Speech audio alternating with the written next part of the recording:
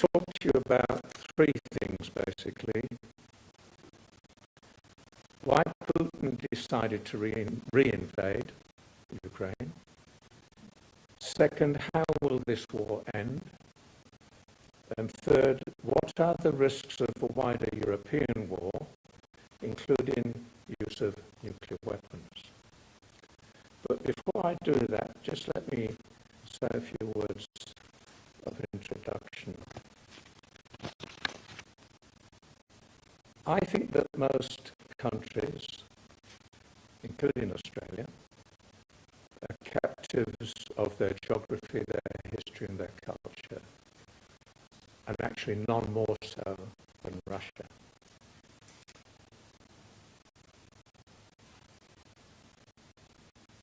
Talking about history, there's a particular Russian saying that about history that I want to say, and it goes as follows. For we Russians, the future is certain. It is only the past that is unpredictable. And talking about the past, here's another quote. The reasons for Russia's military setbacks are manifold. Abysmal preparation, a monstrous lack of coordination between the generals, and scant information on the number of enemy troops, to name a few. Russia's war with Japan, Port Arthur, 1904. And doesn't that quote describe what's happening to the Russian army now? Sometimes nothing changes. And I find that very disturbing. And I know Kyle Wilson does too, about today's Russia.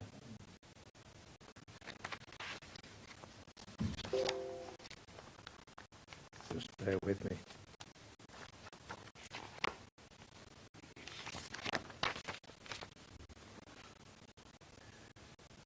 In my view, Russia has no obvious or clear-cut cultural or geographical borders. Think about that. It's not a European country and is not accepted by Europeans as a European country. Amongst other reasons, that's why it was never going to be a member of NATO. There are trendy types in Russia today, particularly a bloke called Alexander Dugin, who conjured up yet a new geopolitical entity that is even worse than Indo-Pacific. And it's called Eurasia. I don't know what that means, frankly. I don't know where it starts. I don't know where the hell it ends. But it's very popular.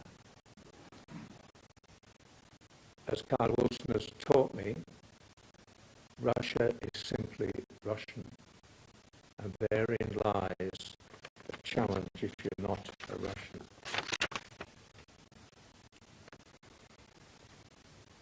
In the 19th century, the Slavophile movement saw Russia as a nation apart. And Putin is pushing that to the nth degree now.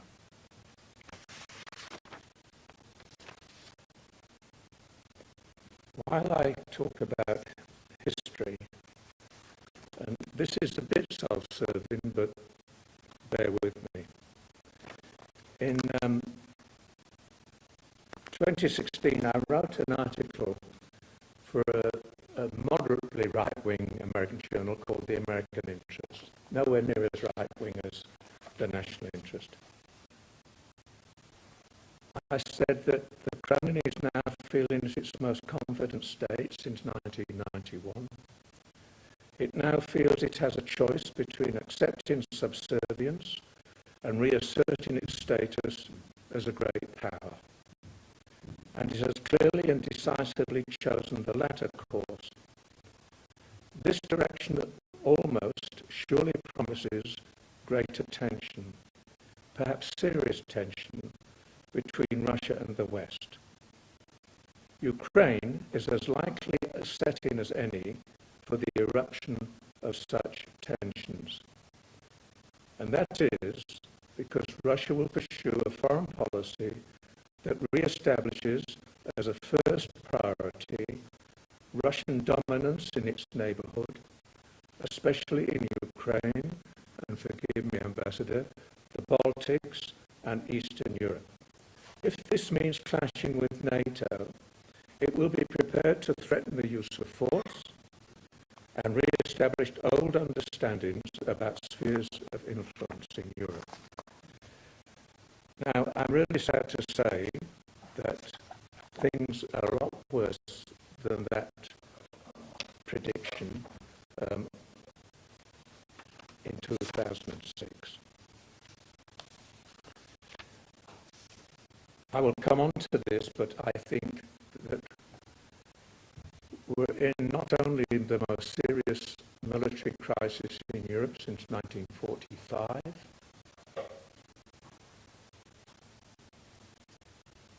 but as you'll hear me say later on, I find it hard to imagine how this war will be satisfactorily concluded. I find it hard to imagine that one or the other is going to be easily the dictator without this war extending into Europe itself. And Putin in particular casts around with the phrase nuclear weapons as if this is just a casual, normal extension of conventional conflict. Sorry. But up with the volume a bit? Okay. Okay. Okay.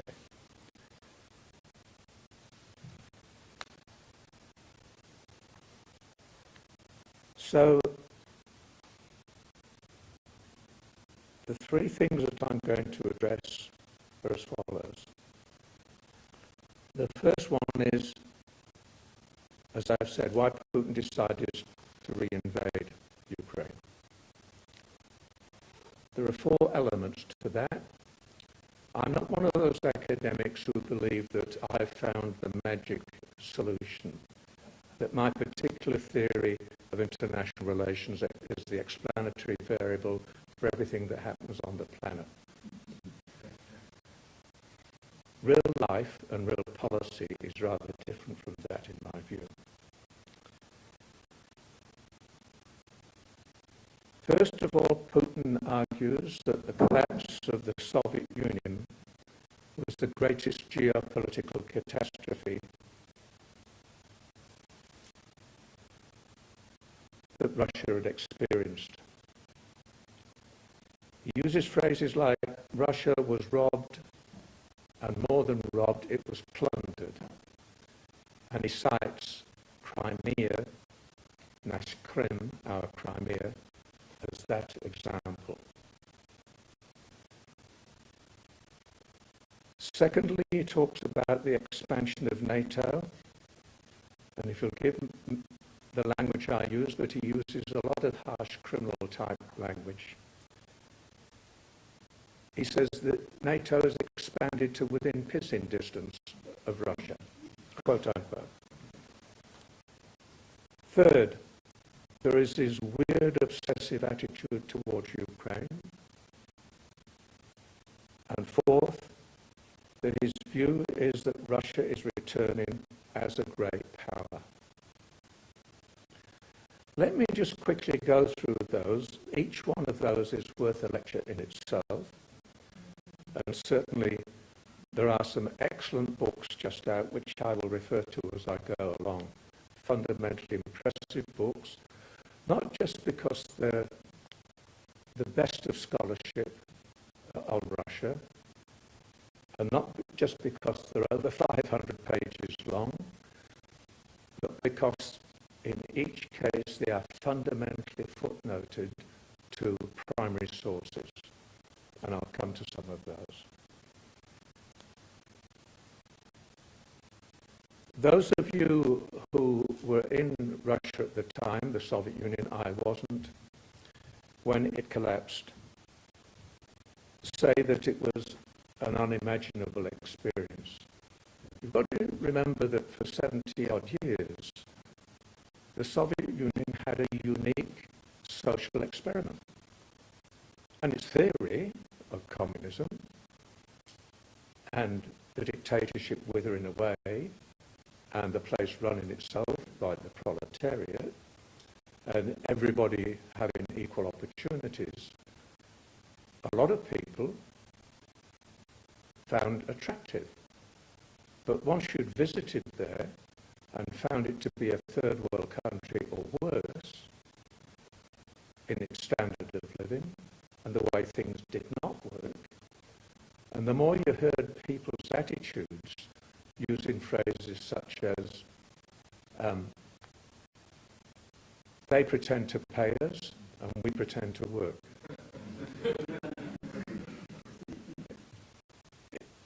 In the Metropole restaurant, where the people are lined up who are going to serve you, quote unquote, with their arms folded in their neat sort of official uniforms and ignoring you. And then when eventually they come to see you because they want to have access to foreign currency, which was illegal to exchange at great risk, you'd go down the menu and order that say, we don't have that, we don't have that, we don't have that. And nearly all the shops you would go to, and forgive my pronunciation, Kyle, you'd look in the window and you'd go, oh, I'd like to go in there. It would say, Zakrit I Remont, closed and be refurbished. And I could go on. But they'd worked upon this concept of the Soviet man, and what they experienced was, in 12 months flat in 1991, the GDP fell by 40%, 40.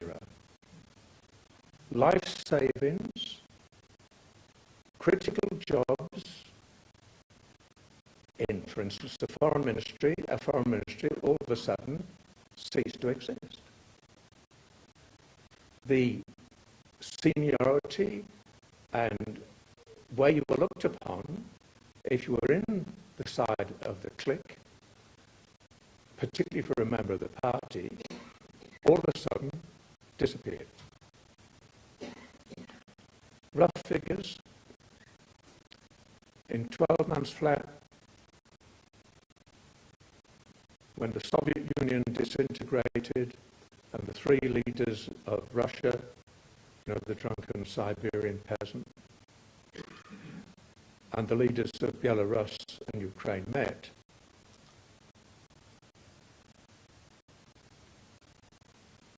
the Soviet Union became 15 different countries, 15, which they have a representative here.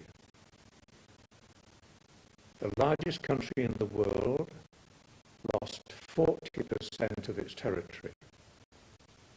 And that 40%, by the way, was equivalent to 3/4 of the size of Australia. Think about that. Russia is now of the smallest territorial size since Catherine the Great. We'll come back to her and her longtime lover, Potemkin, and what he did in the Ukraine, because it's still relevant. And he wanted $100 to $140 billion US. And I'm told by those who were there, but it's also in the literature now, that before this, the Federal Republic of Germany and America were giving millions of Deutschmarks and dollars, and Gorbachev acknowledged it disappeared into the maw of the collapsing Communist Party and the KGB. And so Nicholas Burns, I think his name was, the US Secretary of the Treasury, said to George Bush Sr., we can't be giving this sort of money. It is our strategic interest to have a Russia that is capitalist and cannot afford a major defence capability, and listen to these words, and will be a third-rate power. And will be a third-rate power. Now, you can imagine the impact of that on people like Gorbachev and his surrounding KGB types.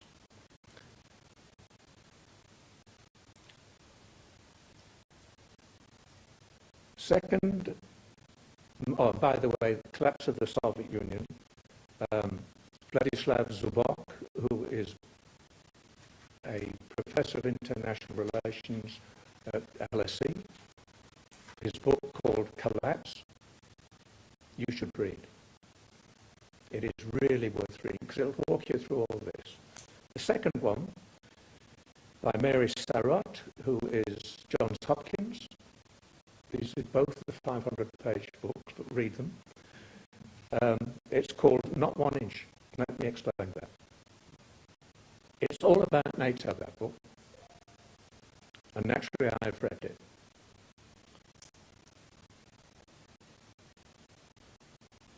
In 1990, February, James Baker, the Secretary of State, met Gorbachev and said, look, Gorby, I know you won't like this, but what would you rather have? A NATO that is unified but not under control, or a NATO that becomes a Germany that is unified but not under control, or a Germany that is part of NATO. And if you can agree to that, I promise you, NATO will not be expanded 1 inch further. That's why the book is called that. Now, there are certain people in this town to the right of Genghis Khan who would disagree with that. When you look at Sarot's footnote, it is the day after Baker's meeting with Gorbachev that Baker, writes to Helmut Kohl, and she has read that letter in the Chancellor's archives in Berlin. And she also footnotes on the same day as Baker was saying that, not 1 inch further, to Gorbachev, the Deputy National Security Advisor, an old mate of mine, Robert Gates, was talking to the head of the KGB and said the same. And that footnote, by the way, is not National Security Archives, it's the NSA. And you might want to think about how that was derived. This is not to say that NATO was bossed around by America and indeed the other European members to become members. We all know, particularly countries who had been occupied for 45 years by the Soviet Union, what a cruel, vindictive, nasty operation it was. You know, my first trip to the Soviet Union, including going across Siberia, was in '68 after the invasion of Prague. So it is wrong to say that this was some plot. These countries were only too anxious and keen, and indeed were lined up to be members of NATO. By the way, I forgot to mention Baker in an inch further. Quote, I leant a bit far forward in my skis, but he didn't contradict it.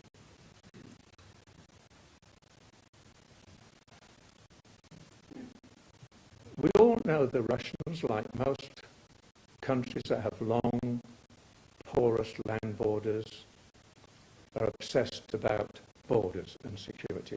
The problem is Russia carries it to the nth degree. And as you know, in the process has expanded and expanded and expanded from the late 1500s. I mean, we think Australia was a big territory to expand. Siberia is 9,000 kilometers from Vladivostok to Moscow. And Russians were at the Pacific coast, by the way, in 1643, a bit before my countryman, the Yorkshireman, called Cook. And that tells you something. But it's the sense of there are no natural borders. The longest border in the world is between them and the Chinese. And yes, they've negotiated it and concluded it some years ago. But towards the end, I'll talk about some of the natural antagonisms between Chinese and Russians. Third, the attitude of Putin to Ukraine. July last year, he allegedly wrote a 7,000-word document about why we Russians and Ukrainians are one people, one culture, one religion. And it goes back to the time of when Christianity was introduced, and before that the Rurik Scandinavian dynasty that started Russia off. And those who know their Russian history a lot better than me say he carries it to the nth degree. He distorts and twists it. But even if he believes in it, how can Ukrainians, whether they're of Russian descent, as many Ukrainians are, or Ukrainians, accept that they're now one people, one religion, one philosophy? That is now been broken and ruined for the foreseeable future, I would have thought. Probably many, I mean, the geopolitical complexity of Russia and Ukraine is probably worse than that between the country I was brought up in, England, and a place called Ireland. But the issue that Putin believes that Russia is not a real power and will not be a real power again, not least thanks to Zelensky, who's going to be speaking to us remotely here in this university on Wednesday. This has changed Ukrainians enormously. They were already moving in that direction. Judiciary of very doubtful independence. But again, as somebody has reminded me, they've had 6 changes of government in 30 years. Finally, Russia is a great power.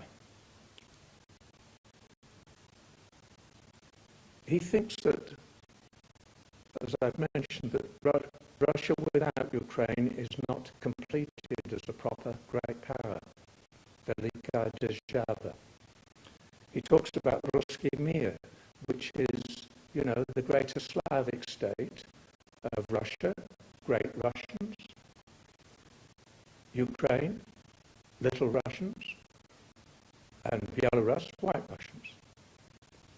And you see, it's not only him that has pushed that line. 1997, I think it was, when Solzhenitsyn was about to die, he said, by this time, of course, 6 years, the 15 different countries are in existence. Solzhenitsyn said, Russia must have one Slavic country. Russia, Ukraine, Belarus.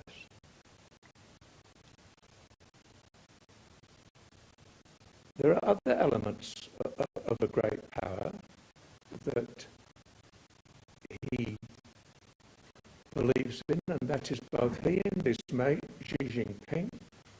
And remember just how close they are. They've seen each other more than 30 times.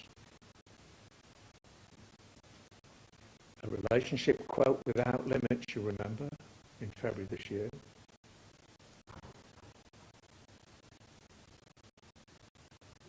That the West, both of them believe, China and Russia, these two leaders, is weak, decadent, and disorganized. And if you're them looking at what happened in America under Trump, a lot of which pleased both of those autocratic leaders, you'd be beginning to wonder how Putin might have thought, now is the time for me to chance my arm, because he was looking at a Europe that was weak and divided. You know, a Britain that had pulled out of the EU, with all that that implied. Certain states in Europe, not least Ukraine, Hungary, hardly showing signs of being a democratic member of the EU. And now he must be scratching his head because that weak and divided EU and Europe is pulling together in a way that I have never seen, and neither has he. And now this EU and the United States have imposed economic sanctions, the like of which the world has never seen. He thought, because oil prices have been high for a long time, he'd squirreled away $650 billion US, 650, that would be his iron war chest that would enable not only to finance the war, but to use it as leverage. And now, of course, these financial sanctions, the likes of putting barriers on access to the SWIFT system, you know, banking system, and he cannot easily get hold of his foreign currencies invested overseas.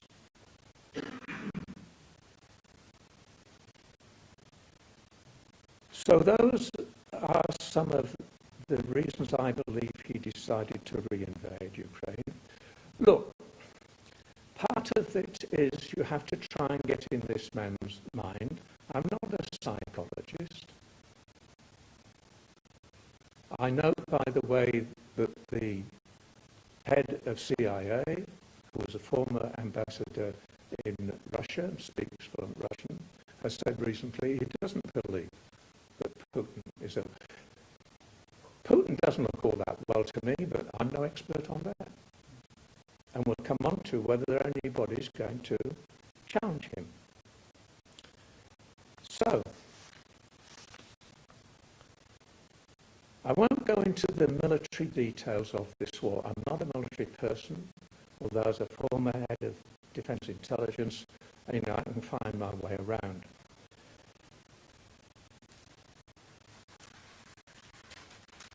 I got the invasion wrong. I watched through December and January. The Americans were releasing a lot of what was clearly, certainly to me, classified intelligence, the likes of which were never been seen released before.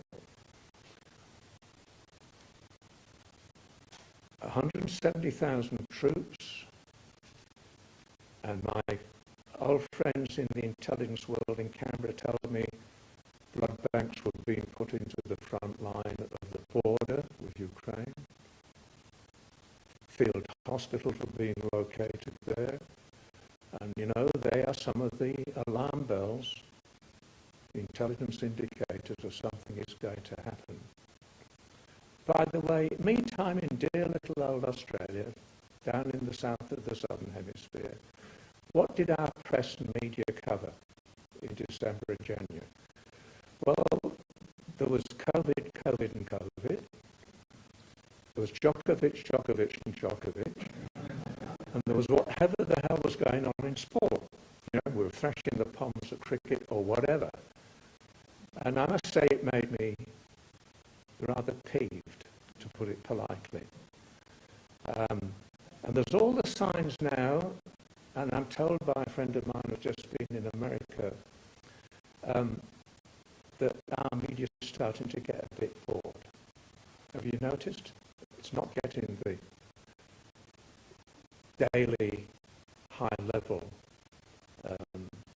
attention that it used to. I actually said, I think in January, Putin's going to do something nasty. But I didn't think it was this nasty. I also said to my wife, but not in public, thank God, the Russians will be through Kiev like a knife through butter, 3 days. I wasn't alone in my own defense. 3 weeks before the invasion, the chairman of the US Joint Chiefs of Staff, the most senior military person in the world, told a closed session of the Congress 72 hours. I think the sorts of advice and help that some of the NATO countries and America and the UK as a NATO country have been going on for a long time with training and advice, but not like we're seeing now.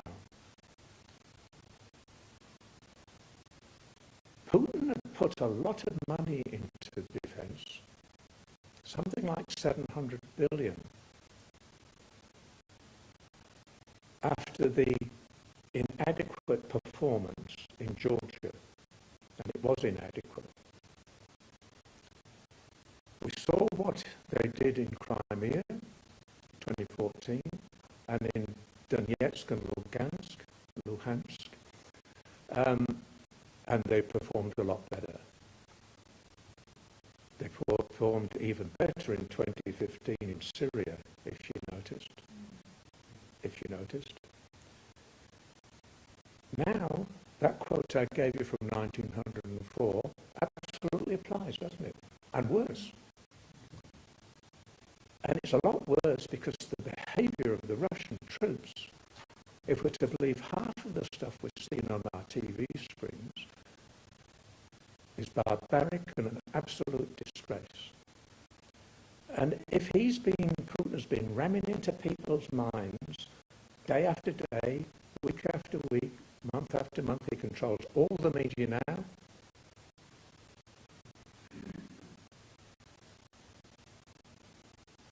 No, it's no wonder that the attitudes are barbaric attitudes by their troops. I understand why Zelensky's talking about a victory for Ukraine. And they're doing well. And some of these modern Western weapon systems take note of just how accurate they are.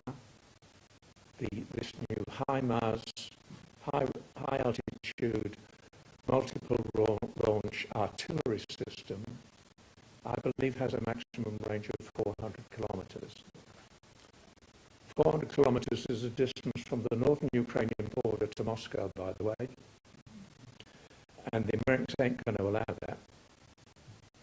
So what are the Americans not going to allow when Zelensky says, in that persuasive way of his, and he's a class act, this man, I want to use HIMARS to bomb Crimea.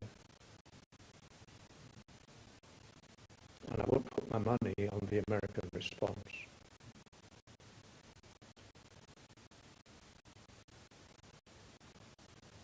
For too often, we in the Western intelligence game frighten ourselves silly by saying that the opposition have got infinitely better weapons than us. I can't tell you the number of times when I was head of the National Assessment Staff in the National Intelligence Committee in the late 70s, going as a declared agent to Moscow and reading all this American stuff about the Russian tanks were better. Well, the Six-Day War, the Israelis showed that was wrong. That the Akula-class submarine, all titanium hull, can dive at 40 knots We can't even follow it. Bull, you know what. American nuclear attack submarines followed every Soviet nuclear submarine when they left Severodvinsk or Petropavlovsk-Kamchatsky at a distance of 500 meters and followed behind them day and night for months. And if you don't believe me, there's an American book called Blind Man's Bluff, and a British book where the Brits did the same, by the way, called Silent Service. What was the other one I was told in the late 70s by CIA? Oh, sir, you know, C-U-R, sir. The Soviets are developing a charged particle beam weapon in the Caucasus that will be able to bring down any known ICBM. Well, we're still looking for it. And we're doing just the same, including in this town today, about China, who have no battle experience in 79. And do we actually believe, as some people in a public organisation in this town declared in public, China now has quieter submarines than the Americans? Oh, really? Pull the other one. Have you ever had the briefings? No. Have you ever been on one? No. So it doesn't surprise me that, myself included, overestimated the Soviet military, the Russian military. I don't know what a Ukrainian victory looks like. I think Zelensky, I understand this. He wants to evict them, including out of Crimea and Donbass. And good luck to him. And we'll come on to, if that happened, what would Putin do? By the way, Putin would have to take a very different approach to Ukraine if the following bit of history had not happened. So when the Soviet Union disintegrated, it had 12,000 strategic nuclear warheads and 30,000 tactical weapons. The Americans under George Bush Sr. worked overtime to get the weapons out of places like Kazakhstan, and guess where else? Ukraine. So Ukraine signed over, and I forgot the name of the treaty, 1994. Ukraine had 1,900 intercontinental ballistic missiles. They didn't know how to operate them themselves because guess what? The Soviets had a different way of doing that in places like Kazakhstan and Ukraine. And not least where the KGB had the nuclear warheads separate from whoever launched the missiles. They had 1,900 ICBMs, and one of the very best ones, the SS-18, codename in NATO, Satan, 10 independently targetable re-entry vehicles of 1 megaton each, 10 megatons. Made in Dnipropetrovsk. I don't know how to pronounce that Ukrainian. Imagine where Zelensky would be now if he had 1,900. Putin would have to be excessively careful, would he not? And that treaty said that the United States and NATO and Russia would protect Ukraine. And again, there's no wonder the Ukrainians are so angry. A victory for Russia looks like this. I'll keep my eye on the time. I see what we are. I'll just quickly read you something that a very good colleague of mine, no names, no petrol, sent me over the weekend from a very distinguished Moscow commentator. Putin thinks he's winning the war. He has modified his initial plan, a quick overthrow of government and installation of a puppet regime, and now basically wants to destroy Ukraine. Putin will keep wearing Ukraine and the West down. Russian military weaknesses may have been exposed, but Ukraine is facing the same pressure. Putin is betting that the longer the war continues, the more the Ukrainian government will face impossible pressures and eventually collapse. Now, you don't have to agree with that, but this is written by a reasonable person who, by the way, also says about the leadership.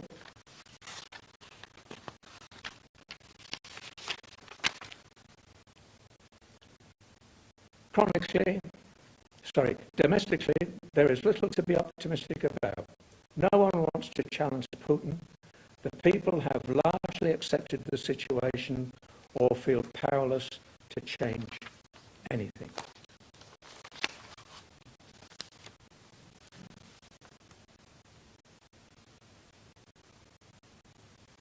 The issue that worries me most, and I've said this at the introduction, and I don't want to be too dark and black about this, but it's a black and dark issue.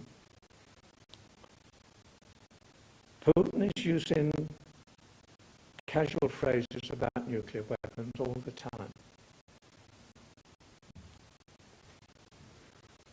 The official figure is that Russia has 1,550 deployed long-range strategic missiles. Yeah. But it has a total of 4,500 weapons in stockpile. Not put to one side, 4,500 strategic nuclear warheads in stockpile. Putin has a new, over the last 2 years, military doctrine which goes like this. In the event that Russia is faced by a technologically overwhelmingly superior force, open brackets, my words, NATO, attacking Russia in its own territory, open brackets, however you define Russian territory to be, we will have the right to use tactical nuclear weapons.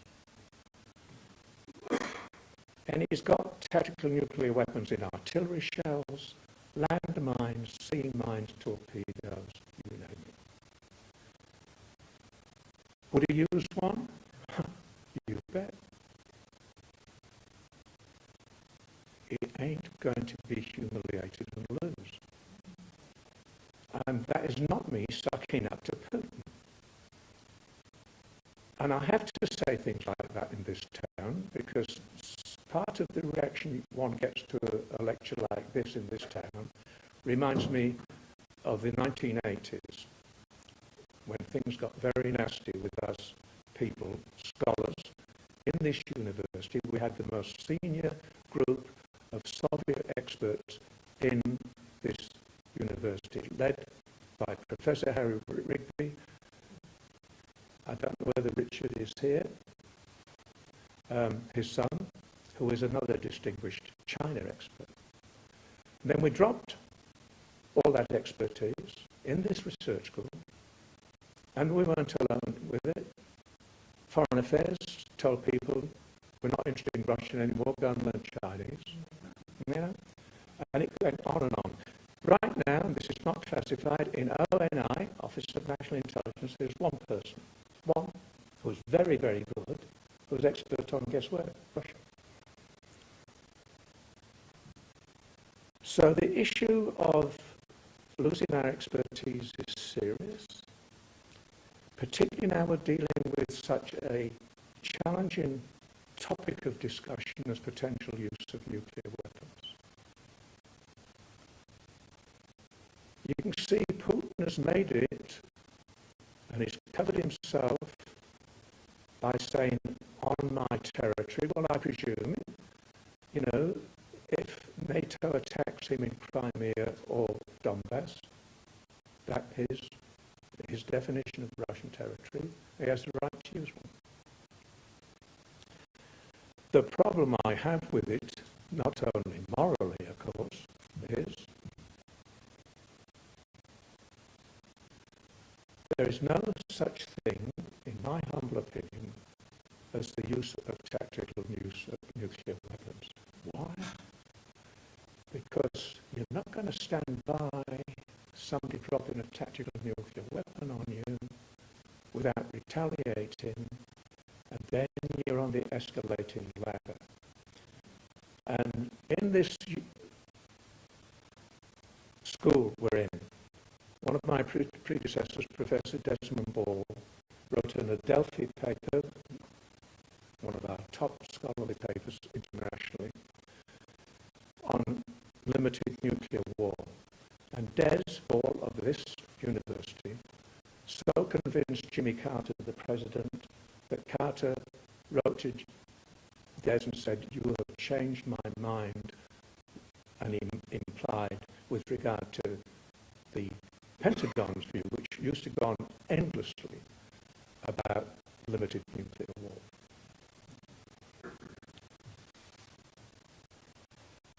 What about a negotiated settlement? Well, if you look at this deal on grain and so on, and then what Putin did the next day, was that in Mariupol? Anyway, even if you negotiated a settlement, would you trust him?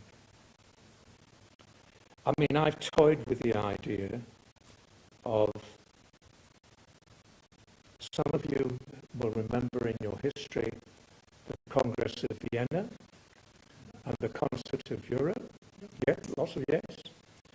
And let's just remember, initially the leaders of those countries, which included all the ones that for 20-odd years Napoleon had monstered, invaded and occupied, including Russia.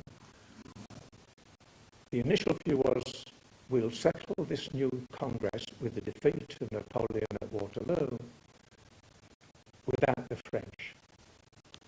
And I don't know whether it was Metternich or Talleyrand or Castlereagh or who won the group over to thinking, if you exclude them, things will get even nastier.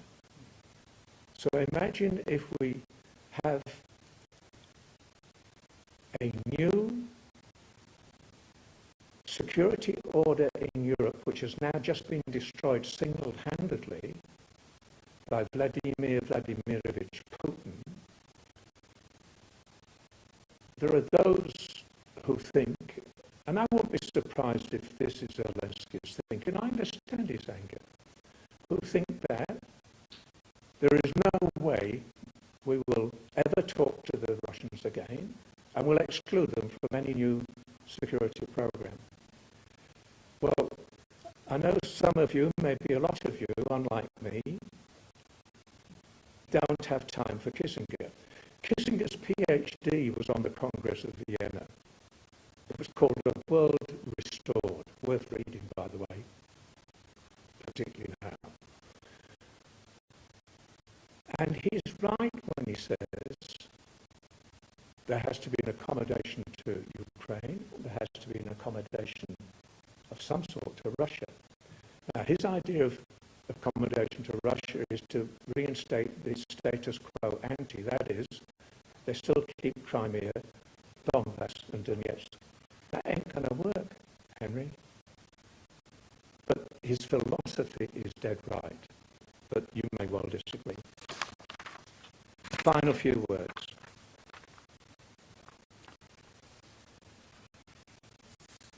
I need to just, it'd be remiss if I didn't just say a few words about Russia and China. And I've written a lot about this, including a public lecture in honour of Desmond Ball last October. Russia and China are now in a de facto alliance. It will not be a NATO alliance. It won't have an Article 5, an attack on one is an attack on all. It won't be that. But those who say that it's going nowhere are not looking at just what these two countries are doing together militarily, and that's my game. It's easy to dismiss them and say it's a marriage of convenience. Well, there's plenty of those around. It's easy to dismiss it and say there are fundamental racial, cultural, and potentially boundary issues, maybe. But on the military side, listen to this. So Russia, until recently, deliberately did not export its most advanced military technology to China, and one understands that. It's now doing the following. Just give you 2 or 3 examples. I won't be too technical. So the Chinese have now got Sukhoi 35s, the most advanced fighter aircraft Russia has. And remember, by the way, that China has been trying for 35 years to make its own high-performance military jet engines, and guess what? Has not succeeded, and wanted to buy the factory at Dnipropetrovsk that makes them, and the Americans stop that. I'm not saying that the 35 is as good as the Joint Strike Fighter. I don't think anything is. The first thing the Chinese would know in the South China Sea, should we ever be going down there, would be when the Joint Strike Fighter releases a missile. They won't see it coming. The second thing is Kilo-class submarines. Russian submarines are still a bit noisy, but not as noisy as the Chinese ones. The Kilo is not bad. They're sold out to China. The S-400 air defense system is probably the best air defense system in the world. The Ukrainians have got the 300 version, I think. If we came up across that to our north, we would have to use the electronic warfare version of the Super Hornet, called the Growler, the world's best electronic warfare aircraft. Even worse, Putin 2 years ago offered to build for Xi Jinping something the Chinese did not have, a ballistic missile early warning radar.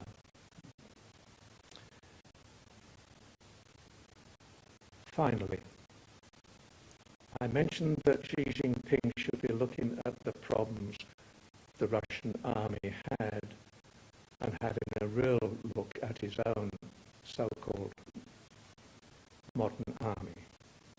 Remember that the PLA, the People's Liberation Army, oath of allegiance, is not to defend China.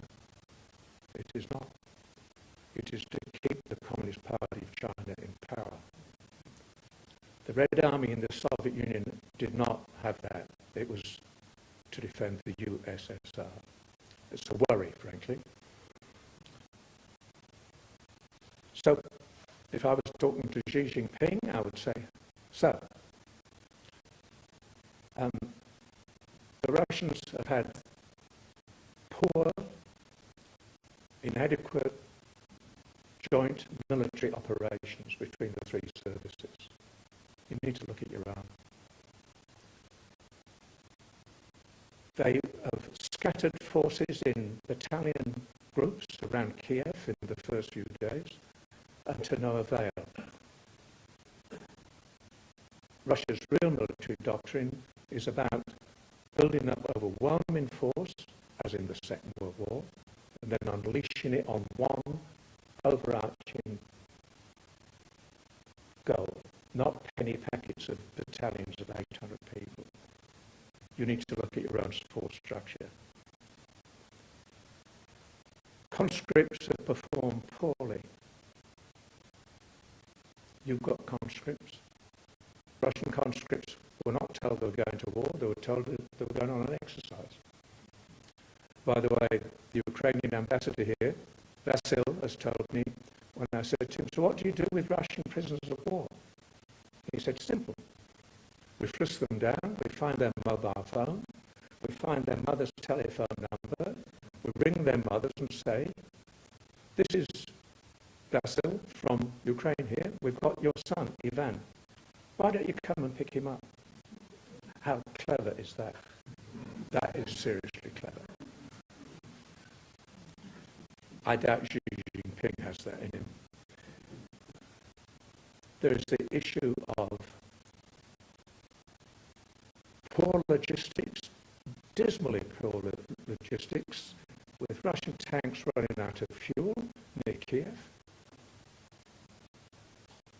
the soldiers running out of food and robbing IGAs, if that's what they have. And the other issue is the breakdown and poor quality of components. And Xi Jinping, your mates in Russia have a corrupt military acquisition organisation. What's yours like? What's yours like? You wouldn't want to bet money, would you? So, my final sentence. There's a very good friend of mine who's here told me this joke. It's a Russian joke. So it's the year 2040, and Sergei and Ivan are walking together. And Sergei says to Ivan, Ivan, do you remember way back in 2020 when we said that China would never attack us? As the pair of them crossed the Chinese border with Finland. Thank you.